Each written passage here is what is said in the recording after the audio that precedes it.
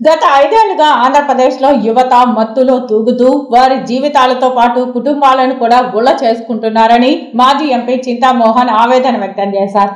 Tirupati press క్లబ్లో ఆదివారం మీడియాతో చింతామోహన్ మాట్లాడుతూ తన స్నేహితుడు వైఎస్ఆర్ తనయుడు సీఎం జగన్మోహన్ రెడ్డి రాష్ట్రాన్ని రావణ కాష్టగా మార్చారని విమర్శించారు. తిరుపతి పుణ్యక్షేత్రం పట్టణంలో పేదరికం స్పష్టంగా కనిపిస్తున్నదని ఆవేదన వ్యక్తం చేశారు. విద్యావంతులు ఉన్నత స్థాయికి చేరుకోలేక నిరుద్యోగులు ఉద్యోగాలు రాక కష్టాల ఊబిలో ఉన్నారని అన్నారు. ప్రధాని మోదీ పేదలకు ఇల్లు ఇస్తామని చెప్పి మాట తప్పాడన్నారు. త్రిబుల్ తలాక్ పేరుతో భార్యాభర్తల మధ్య చిచ్చు పెట్టారన్నారు. కులాల మధ్య తగాదాలు పెట్టి మోదీ కీర్తి గడించారని అన్నారు. ముస్లింలంతా మోదీని దూషిస్తున్నారని అన్నారు.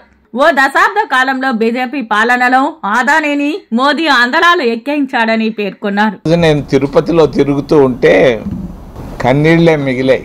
కొంతమంది నిరుపేదలు ఇష్టం ఉన్నా లేకపోయినా ఏదో ఒక జెండా పుల్ల ఎత్తుకొని 150 రూపాయలకి 200 రూపాయలకి మనసు చంపుకొని తిరగడం చూస్తే నాకు చాలా బాధేసింది. ఈరోజు కనిపించింది ఏంటంటే అర్బన్ పావర్టీ బాగా కనిపిస్తూ ఉంది. పట్టణ పేదరికం అనేది కొట్టొచ్చినట్టు కనిపిస్తూ ఉంది. అందుకే ఈ పట్టణ పేదరికాన్ని నిర్మూలించేదానికి మేము ప్రతి ఒక్కరికి 2 బెడ్రూముల ఇళ్ళు 10 సంవత్సరాల క్రితం నేను శాంక్షన్ చేయించాను.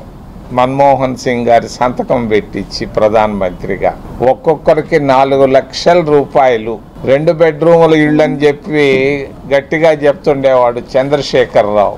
ఆయన చెప్పకముందే నేను 2 బెడ్రూముల ఇళ్ళు తిరుపతికి శాంక్షన్ చేయించాను.